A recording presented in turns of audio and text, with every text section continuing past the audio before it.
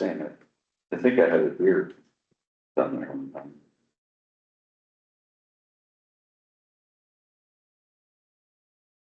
Good morning. Yeah, the lighter.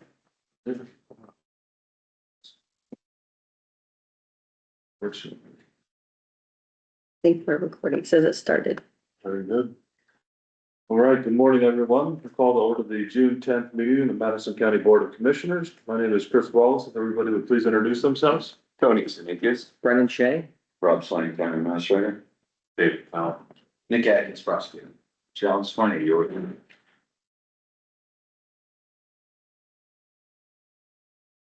On domain or deputy clerk.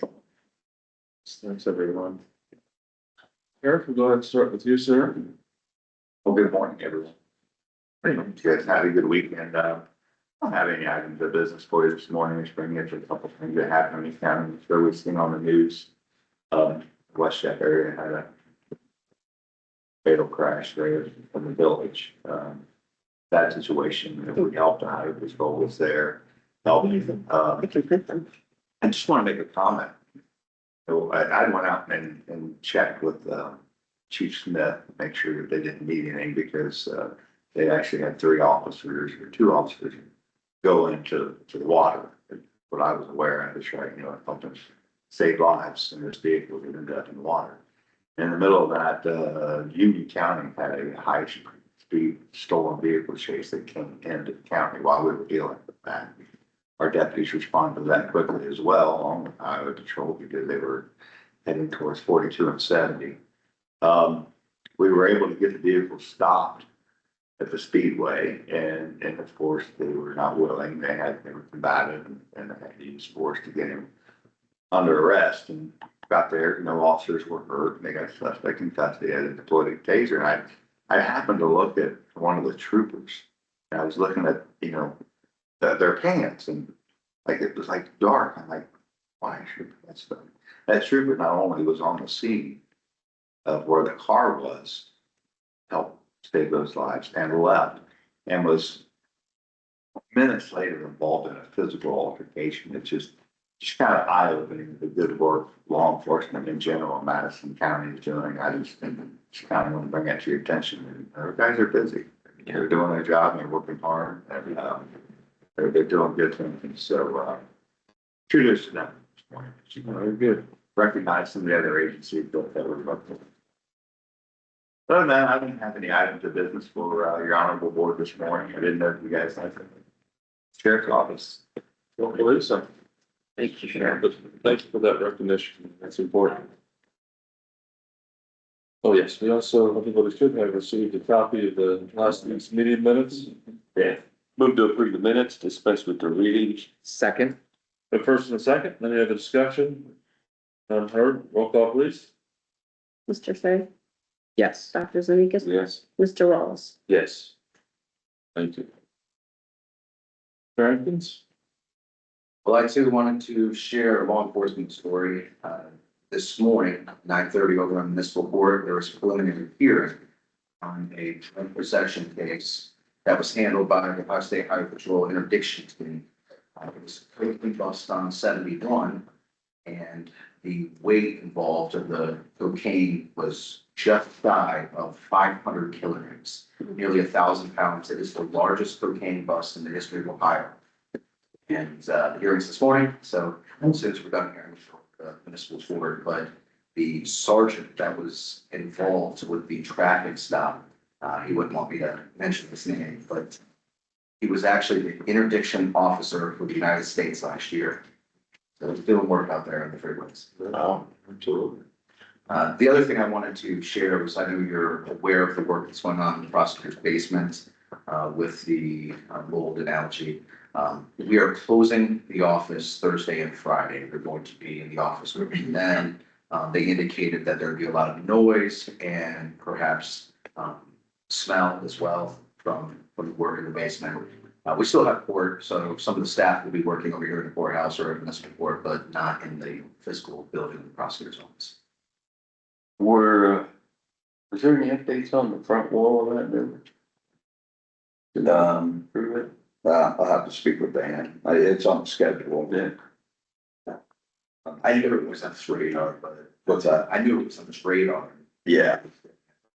Yeah, I mean, we took its quotes on it and signed one, so. There was a company contracted to perform the replacement. I just am not sure when. That's all. Very good. Thank you. We grab a copy of the room.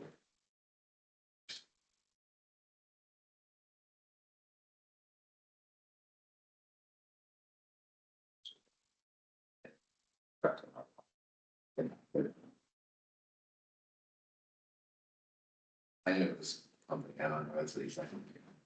We still have it. Yeah.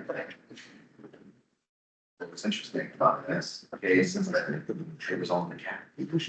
That's unusual to see that weight and then show times that trigger. The greatest. It was about 500. So I got it. And they Yeah, the got bricks. There's probably 500 that's bricks. Like, is it sleeping in the area of that? Over semi-truck. Tractor. Why the criminals, Gotta be proper. they don't make the best choices. You know, in cardboard box. I didn't send it, yeah. Thank you, Tony. Normally you have to. It wasn't in my packet, so, Yeah, so I'd like to go through all the. well, thank you. It was in what you Burn, said. or what, how do you? It's my 7th year. We'll keep it. Well, she prepared it, I just brought it. So it can be retested there, wait if we need to. Okay. But yeah, afterwards it'll be separate. Save it in. Many what was filed in good person. Sure, that's a very secure location, let that evidence will go into and not working for that. We didn't put it in. No, that's.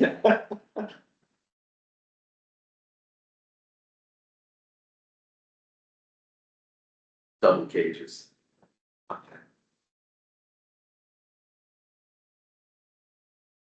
By heat sealer. Because now PCI is listing all drugs be heat sealed. The like vacuum sealing, Yeah, makes sense. You know, suppose if somebody would throw that up in the air, it would be, I think that was their issue. They're concerned of the touching them and the movement out of the package before they open it. Yes, sure.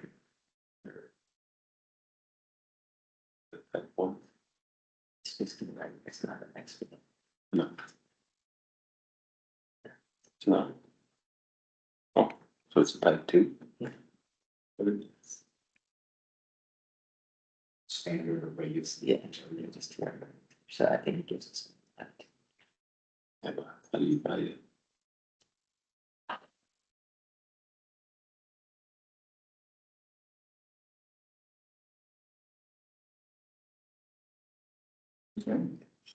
On the beach.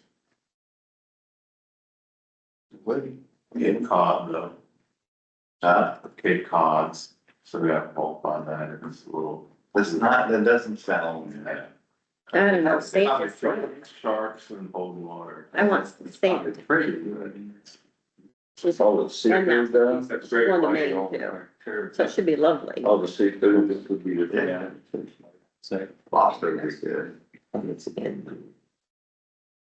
She's gonna bring Rob a lobster home. Great big one. That's why it's 30.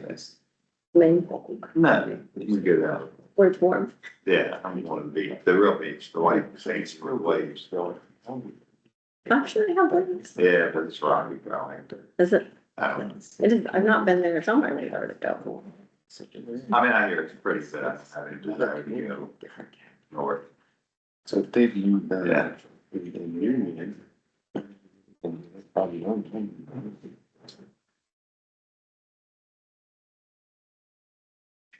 Maybe it doesn't need it. This one.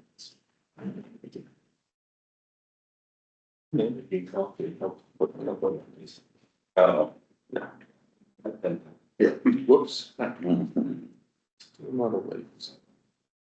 All right, Mr. Klein, you please, sir.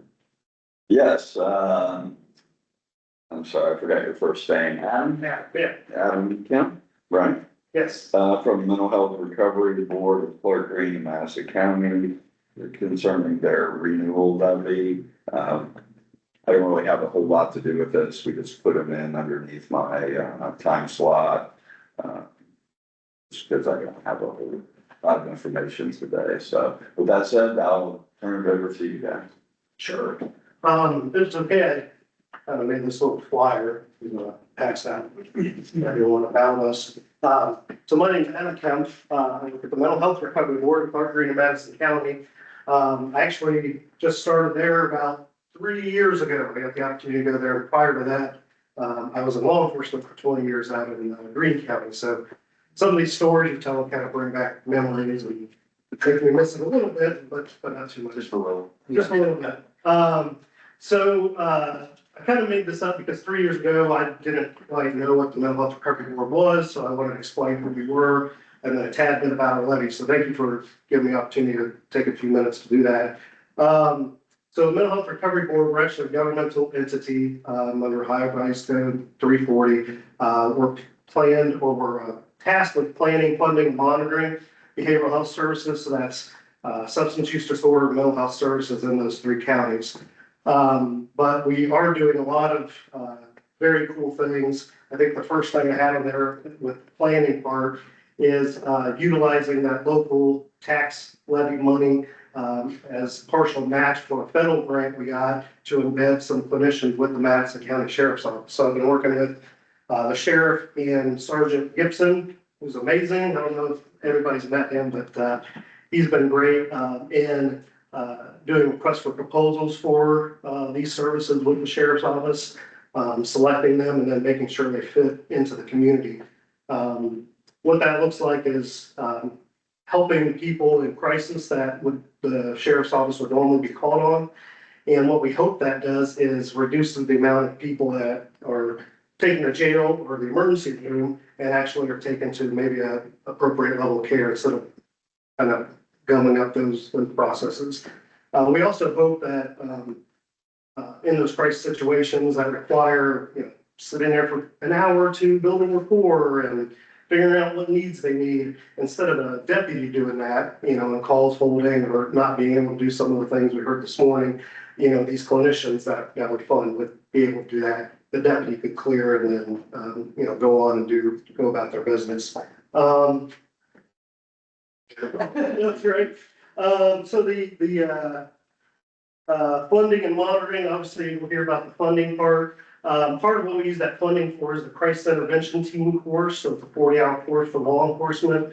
We've expanded that to a 2-day course for dispatch, a 2-day course for corrections. And what it is law enforcement learning about de-escalation skills.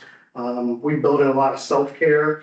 Again, I'm glad you told that story. It's almost like we worked this out. But again, as you heard this morning, they're going from call to call, wet pants from saving someone in a pond, police chases.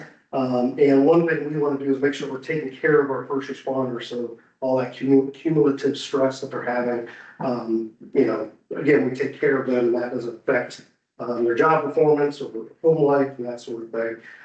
So we trained over 200 law enforcement officers doing that, probably a lot more than that, actually. And then one of the biggest things is providing access to mental health treatment for residents of Madison County. So the levy that we're going to be putting on, hopefully putting on, those dollars stay with Madison County residents. So even if they were to seek treatment, in Columbus or a different county, those dollars go with them. Last year I had to pull the numbers, and in 2025 they served 335 Madison County residents. That came out to be a little over $500,000 in treatment services. Only $340,000 worth of that came from levy dollars, and the rest came from state allocations and other things we get. So I say all that to say that's the reason we're able to ask for this renewal levy. 10 years ago, the residents of Madison County passed that levy. We're just asking for a renewal levy. So it's no new taxes. It's going to be the same millage amount. And we're able to do that because we're using the local dollars to, do match grants with the federal grant with the sheriff's office. We're able to leverage that money to use state allocations to fund treatment for the residents. And we don't have to increase taxes for that. So, I think I covered everything. This is my boss, Retta Mayor. I think some of you know her. And I'd love to answer any You questions. said 335 Madison County residents served in 2025 this year or last year? So far this year. This So, year. I'm sorry, so it's so far in state fiscal year 2025, so, we're coming from the end, it's almost a year's worth of Are you services. Yeah. What's your budget, total budget like? Our total budget for all three counties, I think is around 16 million, is that right? So we have, separate levies in Clark and Green, and those are kept with those residents. But then about half of it's in levy dollars, half of it's in state allocation and things of that nature and other grants we go after. Thanks for being here. Thanks for the overview. Yeah. Could you give the numbers again? You said the levy dollars versus, Yeah, let me take a look here. So I think last we checked, this 0.5 mils, and this is part of that. First of all, I also want to say thank you to Amy, and she's not here. I was going to publicly thank her for walking me through this process. Because part of getting this resolution is taking it to the auditor to get those exact numbers, is my understanding. Let me, real quick. So the total amount for services for Madison County residents was over 500,000. Of that total, 343,000 were levy dollars.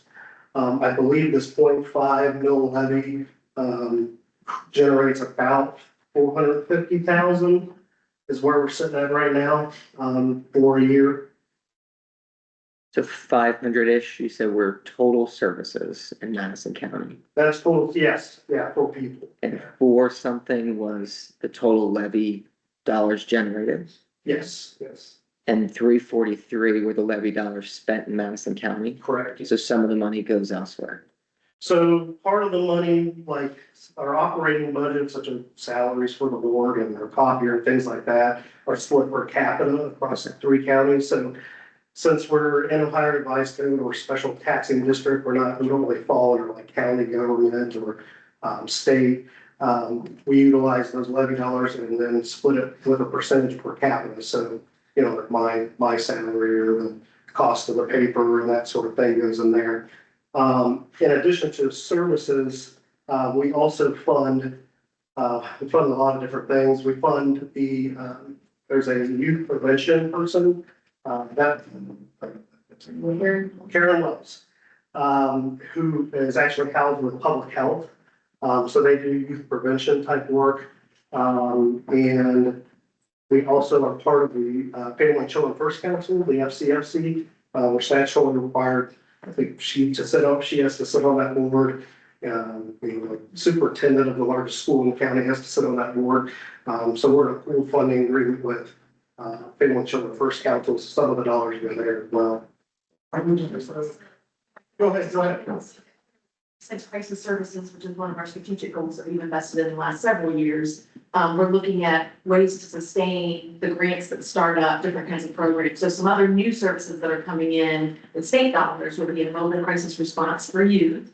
The state is, the governor has promised that that's going to come. So we're working with state partners and local partners on that. So that's brand new. And then home-based care that is already seen Madison County families. So investing in youth, as Adam mentioned, through prevention programs and help support the schools and some of those initiatives, but then also families who are dealing with maybe mental health concerns of their within the family, children, things like that. So those are all other things that we can do, drawing down, as Adam mentioned, the state dollars, figure out the best fit for Madison with those state dollars, and then sustain those initiatives with local levy. So some of the reserves that we put aside are to sustain the programs, such as the mobile crisis that the sheriff's office is partnering with Adam on to initiate that co-responder model. When the grants end, we want to be able to continue that service. So that's how those state and levy dollars came in. How do you guys measure your success rate?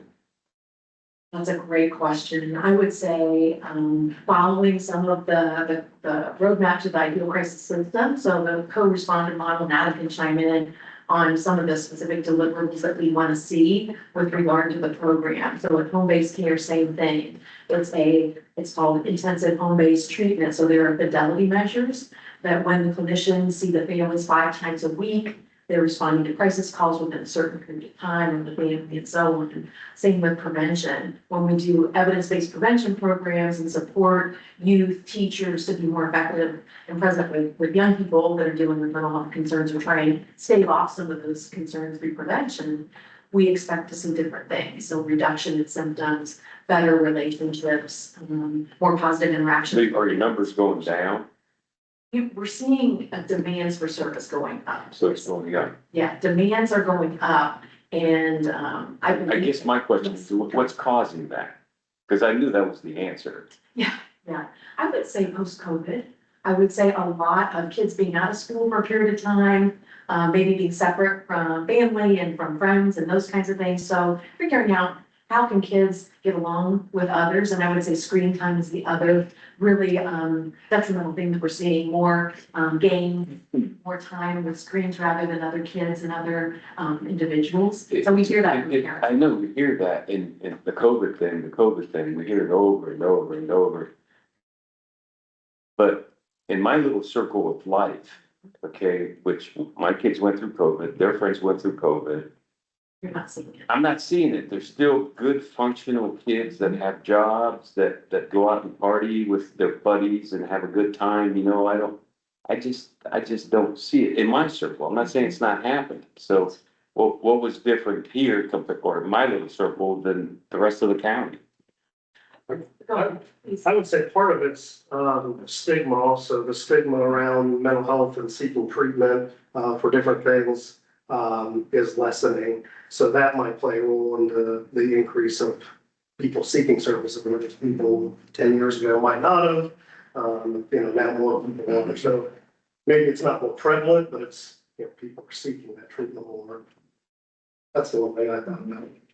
So it's about anxiety and depression are the things that we're hearing are increased at younger ages, so ages 11, 14. But we hadn't seen as many young people expressing concern. So if you talk to teachers, if you talk to those who are interacting with a greater span of youth, you may not be seeing it in your circle, and strong family support and community really make a big difference. So we're talking about maybe those more severely impacted. You know, Smaller I'm old fashioned, so, here goes. You're experiencing. I'm always nervous. Are we being too soft on our kids?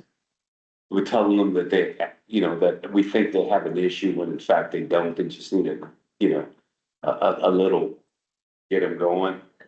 I'm not very understanding when when my kids, and they do, they'll come and say something to me, and I think it's total crap, and I let them have it, and I try to counsel them in the way that I think, they're my kids. I have that opportunity to influence them.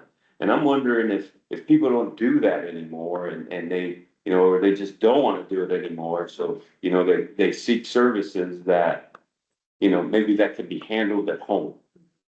Well, and I do think that there's a greater need to support families, especially when younger kids are showing some challenges and some real extreme behaviors, like kids getting expelled from preschool. To me, it'd be interesting to see what was going on, 25 years ago compared to what's going on now and what has changed. And that's where I'm at, because, I'm pretty strict on mine. I've always been from day one. And they had to do certain things to be part of that family. And I think we're losing that, whether the parents are working too much or they don't care or whatever the problem is. And we see social services going up and up and up and up. So now, social services are taking care of the kids instead of the parents. Do you think that there's a great need for support for parents so that they can do a better job, a more effective job and parenting their kids? So that's what we're trying to focus on. It's frustrating when I see it. Right. Oh, I hear you. Absolutely. I'm done.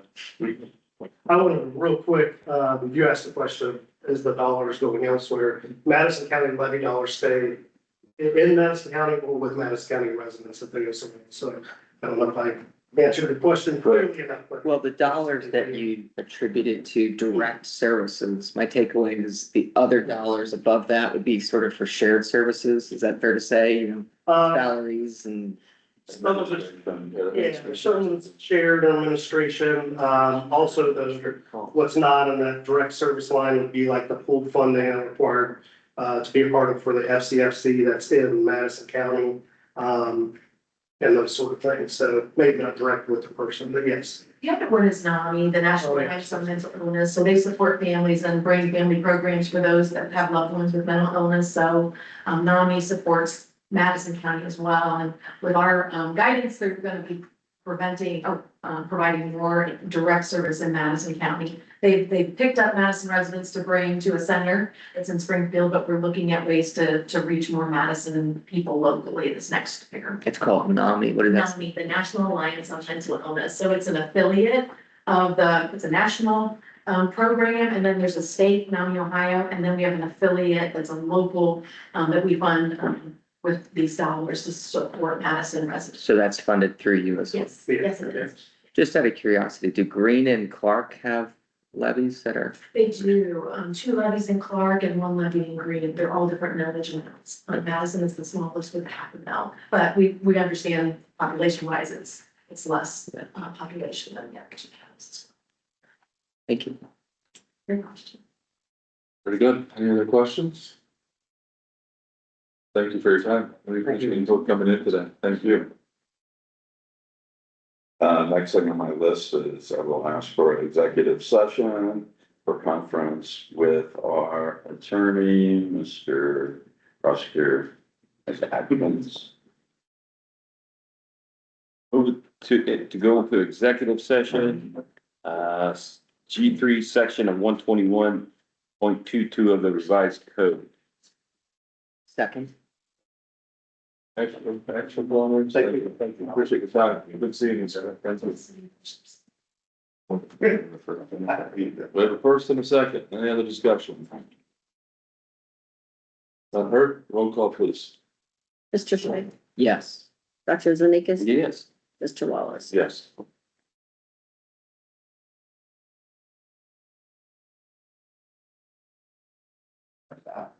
You're fine. I mean, yeah, Brian could stay, right? I thought you were leaving, Brian.